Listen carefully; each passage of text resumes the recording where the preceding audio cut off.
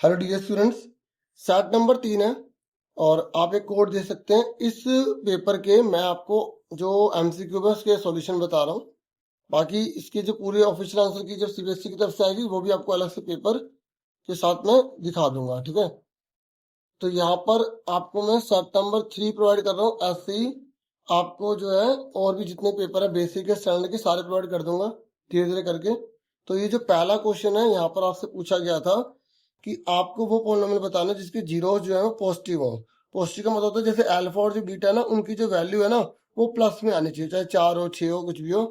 तो जब हम उसको ग्राफ में बनाएंगे तो वो कैसा बनेगा, तो देखो पॉजिटिव बोला है यानी कि यहाँ पे जीरो से हम एक्स को लेते हैं, तो एक्स की बात हम यहाँ कर रहे हैं तो एक्स इधर की तरफ पॉजिटिव होता है, ठीक है। तो इसका आंसर क्या आएगा, सी आ जाएगा, ठीक है। उसके बाद नेक्स्ट क्वेश्चन है, ये कह रहा है अगर ये सिस्टम इक्वेशन ये दो दे रखी है तो इसको हम क्या बोलेंगे। देखो अगर ऐसा कोई क्वेश्चन आता है जैसे x की पावर दो वैल्यू 2 है और x वैल्यू 3 है, तो ये 1 2 3, तो x की वैल्यू 2 है तो एक लाइन ये बन गई, दूसरी ये 3 बन गई, तो ये दोनों लाइन आपस में क्या पैरेलल है, क्या है पैरेलल है। तो इसलिए इसका आंसर क्या आएगा, नो सॉल्यूशन आ जाएगा, इसलिए इसका आंसर कोई हल नहीं है, ठीक है।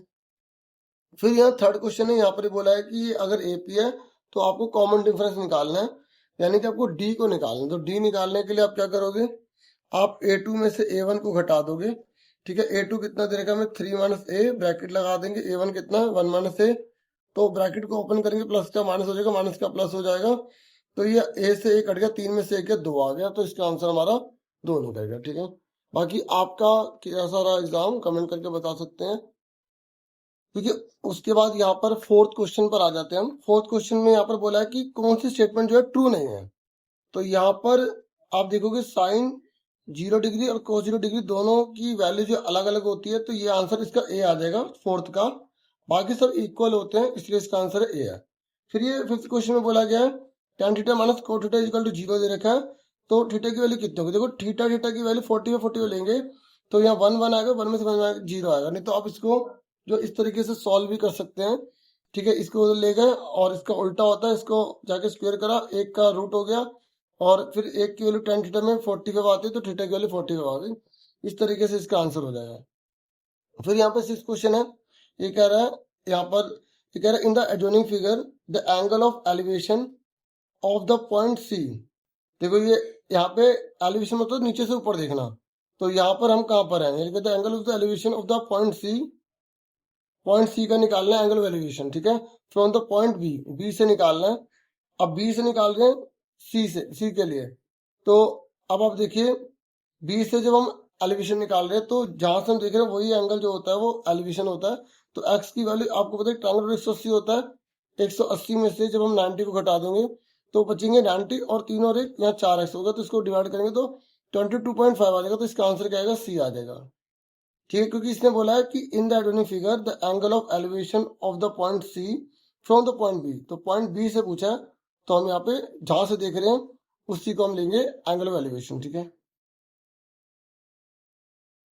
तो इसका आंसर क्या आ गया, हमारा सी हो गया। उसके बाद नेक्स्ट क्वेश्चन है, ये कह रहा है कि आपको यहाँ पर स्लैंट हाइट निकालनी है, ठीक है। स्लैंट हाइट यहाँ पर आपसे पूछा गया, तो स्लैंट हाइट देखो जितना सेमी सर्कल की जो रेडियस होती है मतलब जितनी हाइट होती है उतनी रेडियस होती है, तो ये 3 हो गया, ये 4 है, तो स्लैंट हाइट का फॉर्मूला लगा देंगे आर का स्क्वायर प्लस एच का स्क्वायर, तो ये कितना आ जाएगा 5 आ जाएगा, ठीक है।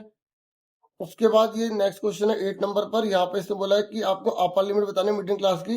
तो पहले इसका सीएफ निकाल दोगे, 3 3 में 5 जोड़े 8 8 और 8 में 7 जोड़े 15 15 में 9 जोड़े 24 में 11 जोड़े 35, तो 35 का 17.5 आ रहा है, 17.5 किसके अंदर आ रहा है, इसके अंदर आ रहा है, तो ये लोअर लिमिट होगी अपर लिमिट होगी, तो 40 के आ गया, इसका आंसर आ गया। उसके बाद ये कह रहा है कि अगर मीडियन इतना है मोड इतना है तो मीन निकालिए। तो इसको जब हम सोल्व करेंगे, ठीक है, सोल्व करने का फॉर्मूला होता है mode is equal to 3 median minus 2 mean होता है, ठीक है। तो ये फॉर्मूला लगाएंगे तो हमें मोड जो है यहाँ पर दे रखा है 4 और मीडियन हमें दे रखा है यहाँ पर इसने 5 दे रखा है और मीन हमें निकालना है, तो 5 से 15 हो जाएगा, ठीक है। और हम इस 4 को उधर ले आएंगे और 2 को उधर ले जाएंगे, तो यहाँ पे 11 बचेगा, 11 का आधा 5.5 करेंगे, लेकिन ये करने की जरूरत नहीं है, यहाँ पे बटे में लिखा हुआ है, ठीक है। सी आंसर आ गया इसका, ठीक है, 9th वाले का। फिर ये 10th है, यहाँ पे इससे 80 पूछा है, तो दोनों में से कम नंबर कौन सा, ये 7 है या 3 है, तो 3 आ गया। और यहाँ 3 है, 7 है, 3 आ गया, तो ये आंसर सी हो गया इसका। ठीक है, उसके बाद इसमें बोला कि फेब्रुअरी दे रखा है, इसमें हमें स्वर निकालना है। तो यहाँ स्वर कितने हैं, मतलब इंग्लिश में कॉन्सोनेंट वोवल कितने हैं, वोवल मतलब ई है, यू है, ए है, तो 3 टोटल कितने हैं, 1 2 3 4 5 6 7 8, तो 3/8 इसका आंसर आ गया, सी आंसर आ गया इसका।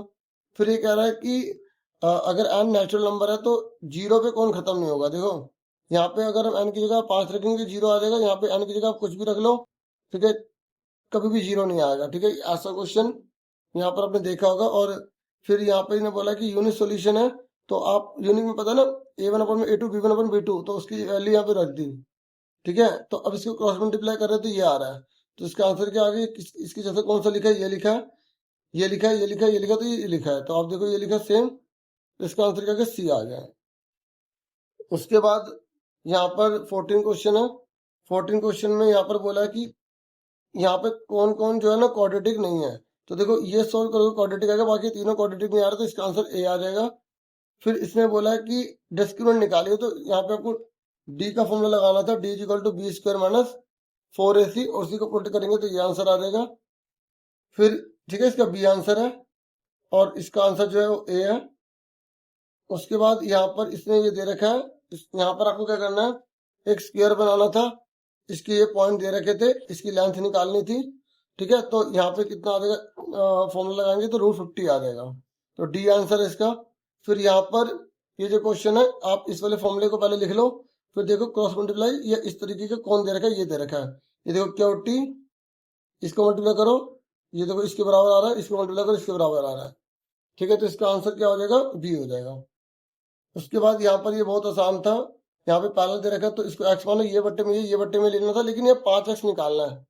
ठीक है, तो आप 2.4 जब निकलेगा, तो उसके 5 से मल्टीप्लाई करोगे, तो आपका आंसर कितना आ जाएगा, यहाँ पे 12 आ जाएगा।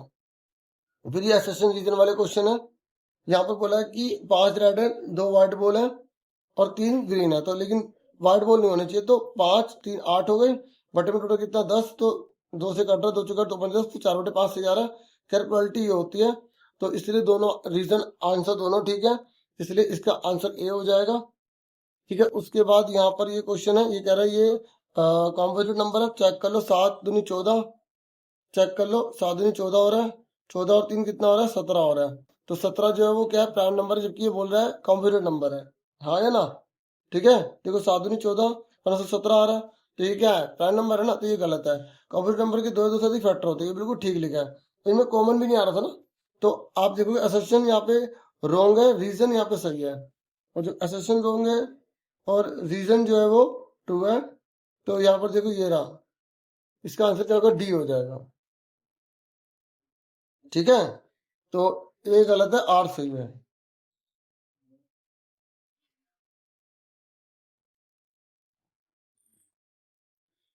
ये आ गया, अब बाकी पूरा पेपर देख लो।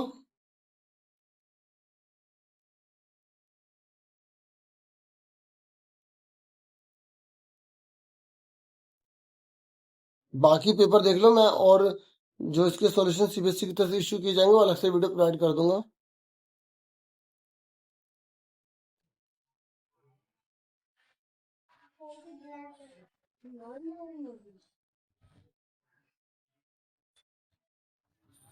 बाकी कैसा रहा आपका एग्जाम, कमेंट करके बता सकते हैं।